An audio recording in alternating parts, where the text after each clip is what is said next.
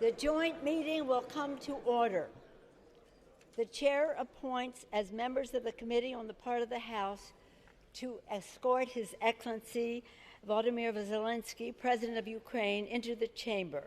The gentleman from Maryland, Mr. Hoyer, the gentleman from Massachusetts, the gentlewoman from Massachusetts, Ms. Clark, the gentleman from New York, Mr. Jeffries, the gentleman from California, Mr. Aguilar, the gentleman from New York, Mr. Meeks, the gentlewoman from Ohio, Ms. Capter, the gentleman from Illinois, Mr. Quigley, the gentleman from California, Mr. McCarthy, the gentleman from California, Mr. Calvert, the gentleman from Texas, the gentlewoman from Texas, Ms. Granger, the gentleman from Atlanta, Mr. Rogers, the gentleman from Texas, Mr. McCall, the gentleman from Arkansas, Mr. Hill, the gentleman from Pennsylvania, Mr. Fitzpatrick, the gentlewoman from Indiana, Ms. Spartz.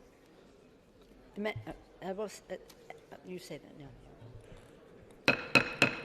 The President of the Senate, at the direction of that body, appoints the following senators as members of the committee on the part of the Senate to escort His Excellency Volodymyr Zelensky, President of Ukraine, into the House chamber. The Senator from New York, Mr. Schumer. The Senator from Illinois, Mr. Durbin. The Senator from Washington, Mrs. Murray. The Senator from Michigan, Ms. Stabenow. The Senator from Minnesota, Ms. Klobuchar. The Senator from New Jersey, Mr. Menendez. The Senator from Maryland, Mr. Cardin. The Senator from Kentucky, Mr. McConnell. The Senator from South Dakota, Mr. Thune. The Senator from Iowa, Ms. Ernst. The Senator from Missouri, Mr. Blunt. The Senator from Mississippi, Mr. Wicker. The Senator from Idaho, Mr. Risch. And the Senator from Ohio, Mr. Portman. The members of the escort committee will exit the chamber through the lobby doors.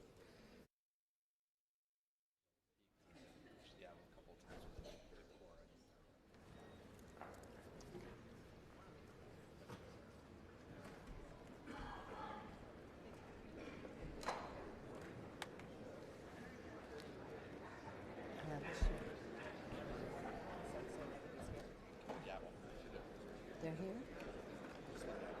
They're here? Madam Speaker, the Acting Dean of the Diplomatic Corps.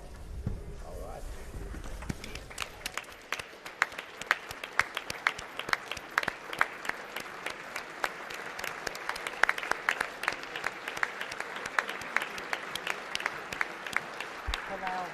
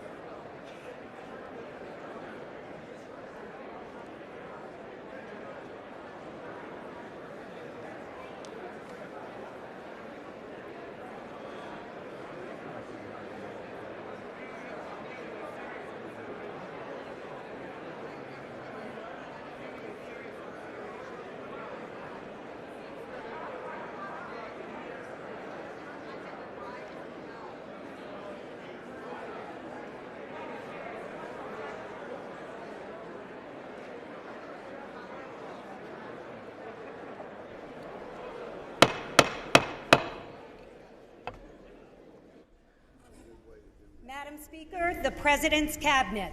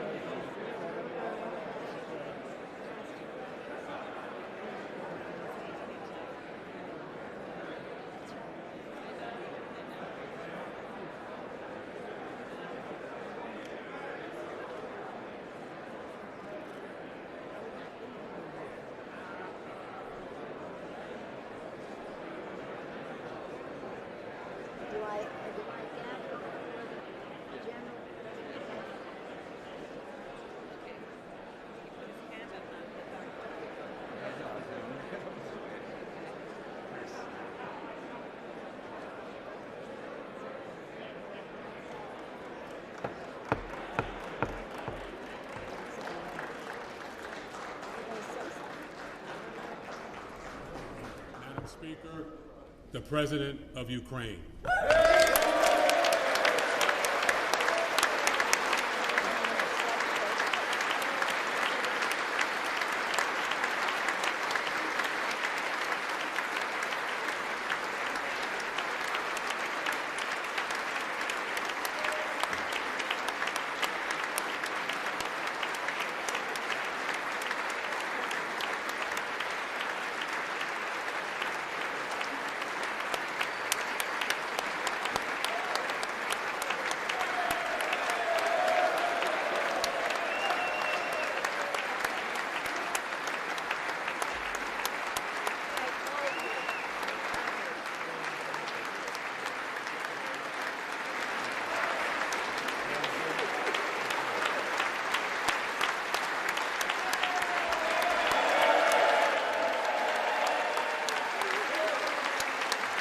Thank you so much.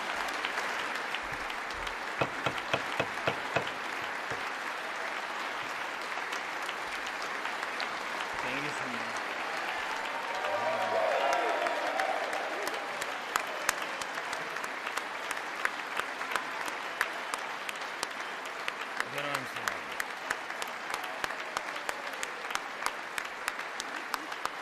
Thank you so much.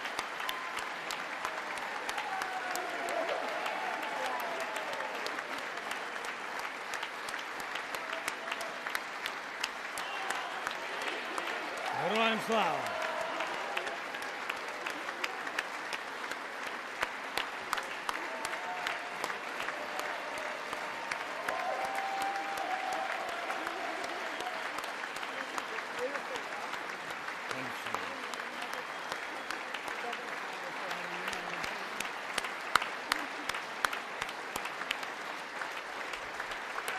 Members,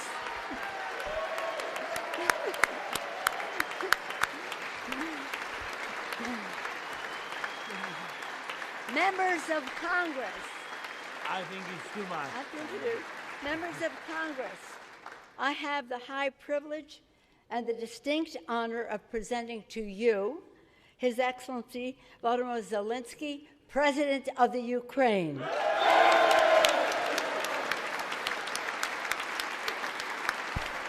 Thank you. Thank you so much.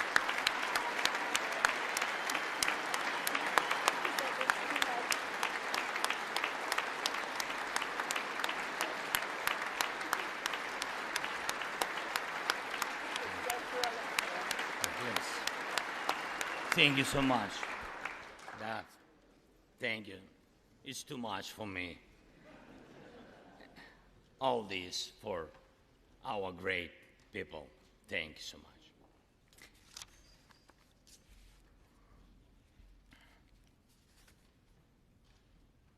Dear Americans, in all states, cities, and communities, all those who value freedom and justice, who cherish it as strongly as we Ukrainians, in all our cities, in each and every family, I hope my words of respect and gratitude resonate in each American heart.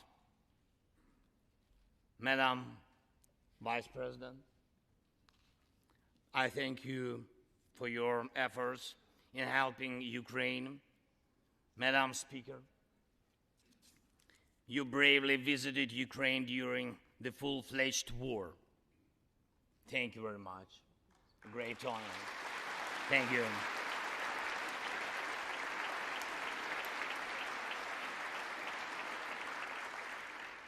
Great privilege to be here. Dear members of the Congress, representatives of both parties who also visited Kyiv, esteemed congressmen and senators from both parties who will visit Ukraine, I'm sure, in the future. Dear representatives of diaspora,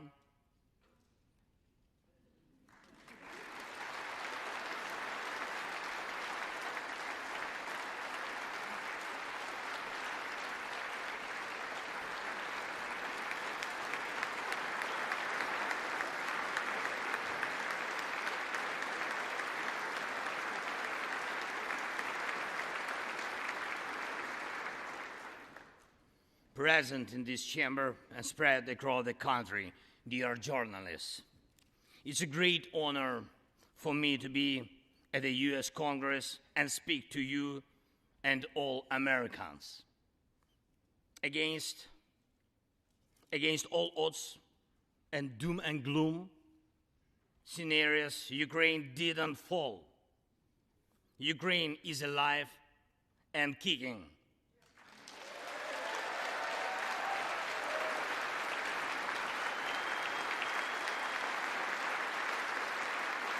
Thank you.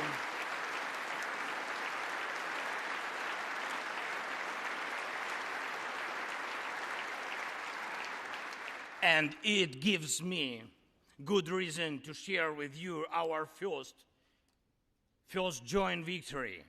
We defeated Russia in the battle for minds of the world. We have no fear, nor should anyone in the world have it. Ukrainians gained this victory, and it gives us courage, which inspires the entire world. Americans gained this victory, and that's why you have succeeded in uniting the global community to protect freedom and international law. Europeans gained this victory, and that's why Europe is now stronger and more independent than ever. The Russian tyranny has lost control over us.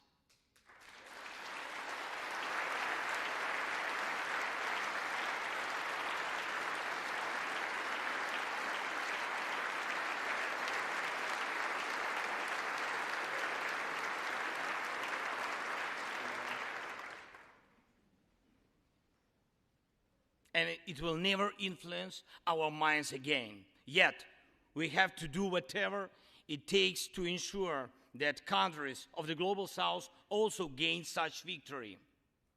I know one more, I think, very important thing. The Russians will stand a chance to be free only when they defeat the Kremlin in their minds.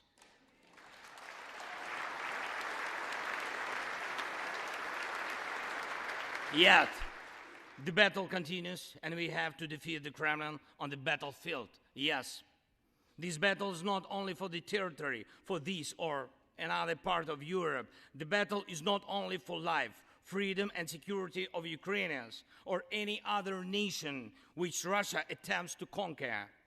This struggle will define in what world our children and grandchildren will live, and then their children and grandchildren. It will define whether it will be a democracy of Ukrainians and for Americans for all. This battle cannot be frozen or postponed. It cannot be ignored, hoping that the ocean or something else will provide a protection. From the United States to China, from Europe to Latin America, and from Africa to Australia, the world is too interconnected and interdependent to allow someone to stay aside and at the same time to feel safe when such a battle continues. Our two nations are allies in this battle. And next year will be a turning point. I know it, the point when Ukrainian courage and American resolve must guarantee the future of our common freedom, the freedom of people who stand for their values.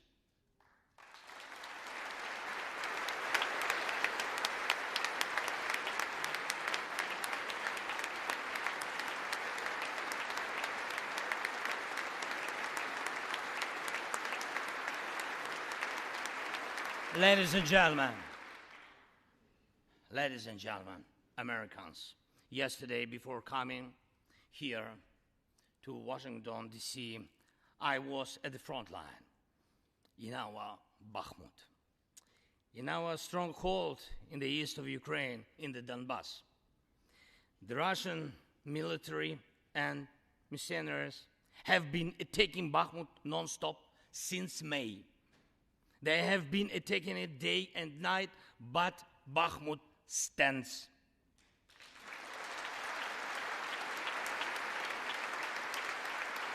Last year, 70,000 people lived there in Bakhmut, in this city, and now only few civilians stay.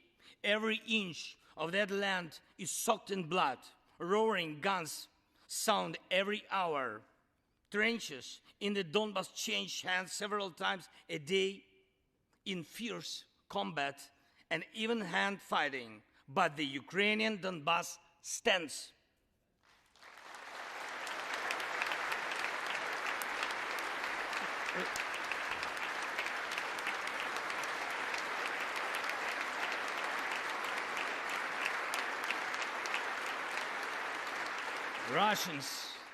Russians use everything they have against Bakhmut and our beautiful cities. The occupiers have a significant advantage in artillery. They have an advantage in ammunition. They have much more missiles and planes than we ever had. And it's true, but our defense forces stand.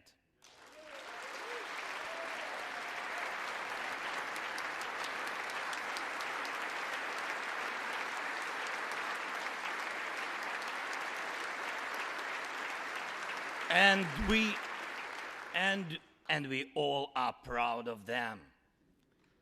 The Russians' tactic is primitive. They burn down and destroy everything they see.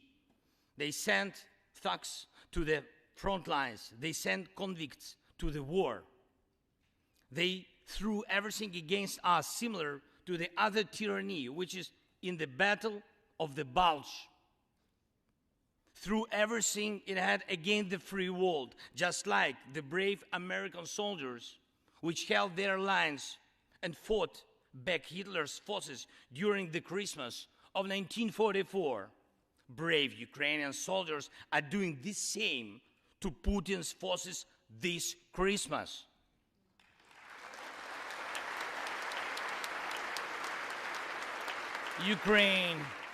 Ukraine holds its lines and will never surrender.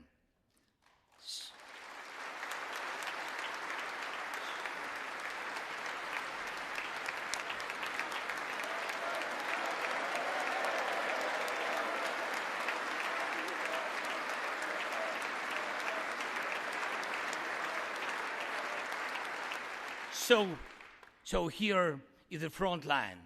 The tyranny which has no lack of cruelty against the lives of free people. And your support is crucial, not just to stand in such fight, but to get to the turning point to win on the battlefield. We have artillery. Yes. Thank you. We have it. Is it enough? Honestly, not really. To ensure Bakhmut is not just a stronghold that holds back the Russian army, but for the Russian army to completely pull out, more cannons and shells are needed. If so, just like the Battle of Saratoga, the fight for Bakhmut will change the trajectory of our war for independence and for freedom. If your patriots stop the Russian terror against our cities, it will let Ukrainian patriots work to the full to defend our freedom. When Russia cannot reach our cities, but its artillery, it tries to destroy them with missile attacks. More than that, Russia found an ally in this genocidal policy, Iran. Iranian deadly drones sent to Russia in hundreds became a threat to our critical infrastructure. That is how one terrorist has found the other. It is just a matter of time when they will strike against your other allies. If we do not stop them now, we must do it.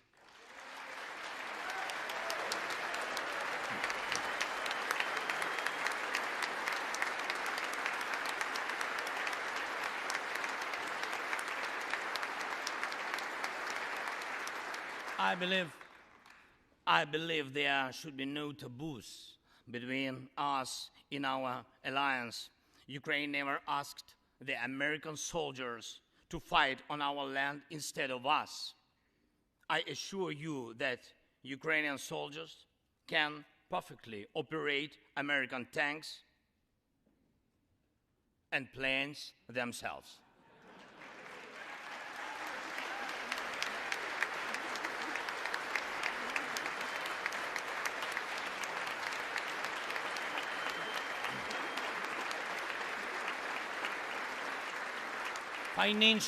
Financial assistance is also critically important, and I would like to thank you very much. Thank you for both financial packages you have already provided us with and the ones you may be willing to decide on. Your money is not charity. It's an investment in the global security and democracy that we handle in the most responsible way.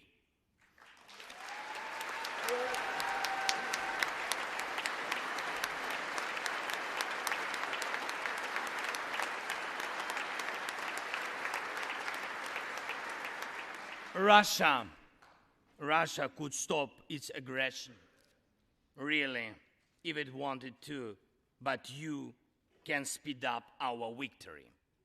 I know it.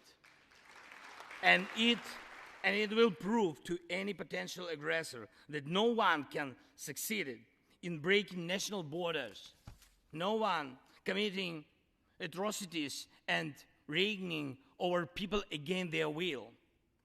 It would be naive to wait for steps towards peace from Russia, which enjoys being a terrorist state. Russians are still poisoned by the Kremlin. The restoration of international legal order is our joint task. We need peace. Yes, Ukraine has already offered proposals, which I just discussed with President Biden, our peace formula, 10 points which should and must be implemented for our joint security, guaranteed for decades ahead.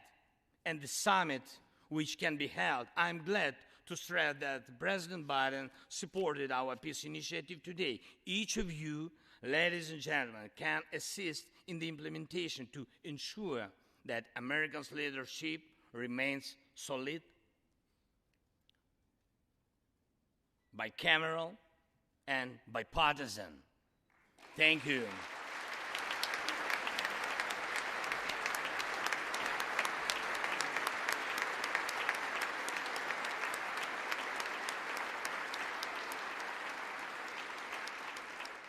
You can strengthen sanctions to make Russia feel how ruinous its aggression truly is. It is in your power, really, to help us bring to justice everyone who started this unprovoked and criminal war. Let's do it. Let terrorists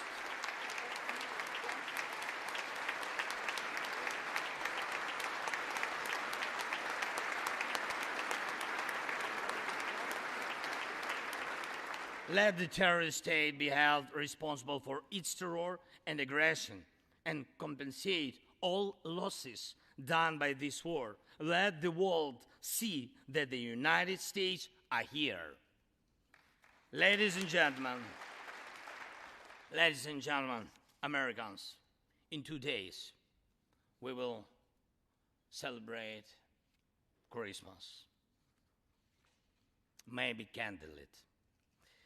Not because it's more romantic, no, but because there will be no electricity. Millions won't have neither heating nor running water. All of these will be the result of Russian missile and drone attacks on our energy infrastructure. But we do not complain. We do not judge and compare whose life is easier. Your well-being is the product of your national security, the result of your struggle for independence and your many victories. We, Ukrainians, will also go through our war of independence and freedom with dignity and success.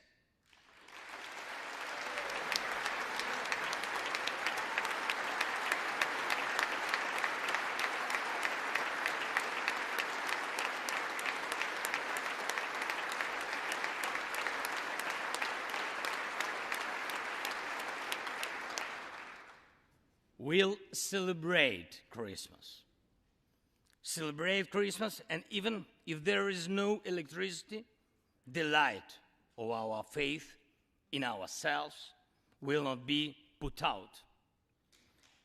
If Russian missiles attack us, we'll do our best to protect ourselves. If they attack us with Iranian drones and our people will have to go to bomb shelters on Christmas Eve, Ukrainians will still sit down at the holiday table and cheer up each other. And we don't have to know everyone's wish, as we know that all of us, millions of Ukrainians, wish the same: victory. Only victory.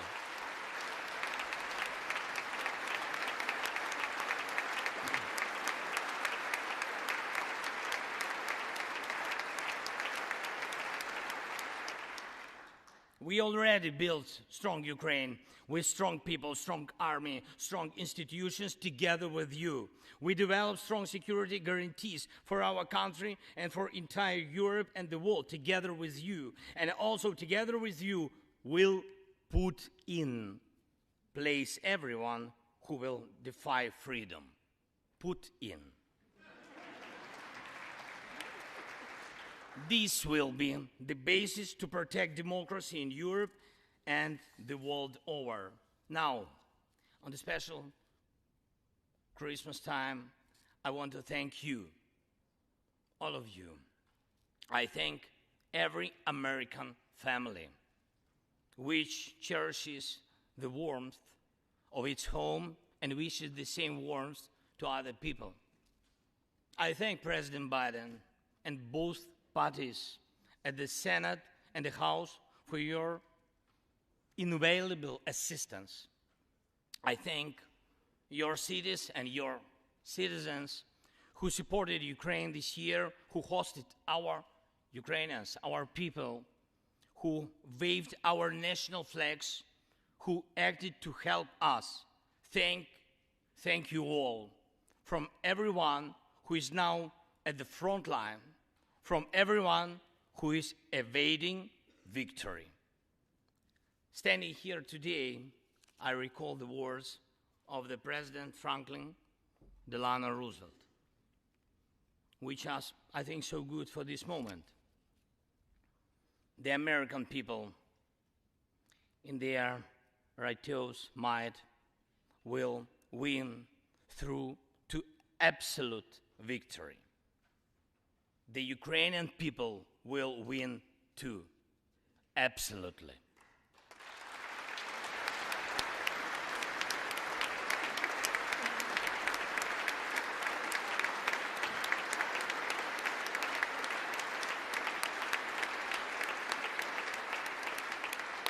I know that everything depends on us, on Ukrainian armed forces, yet so much depends on the world. So much in the world depends on you. When I was in Bakhmut yesterday, our heroes gave me the flag, the battle flag, the flag of those who defend Ukraine, Europe, and the world at the cost of their lives. They asked me to bring this flag to you, to the U.S. Congress, to members of the House of Representatives and senators whose decisions can save millions of people. So let these decisions be taken.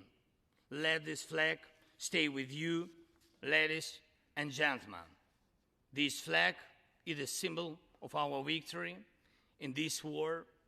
We stand, we fight, and we will win because we are united, Ukraine, America, and the entire free world.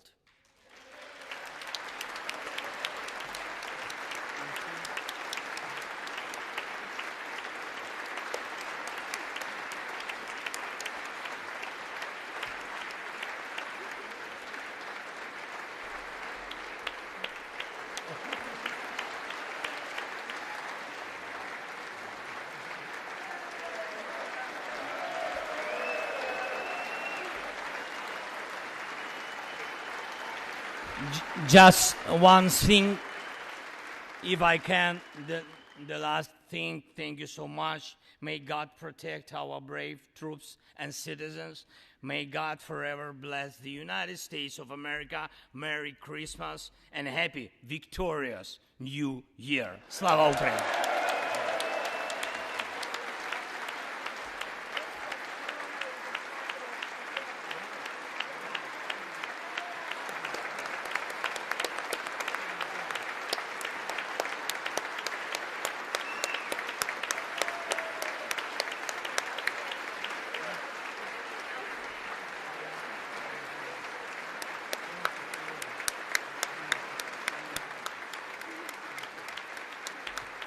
Thank you so much.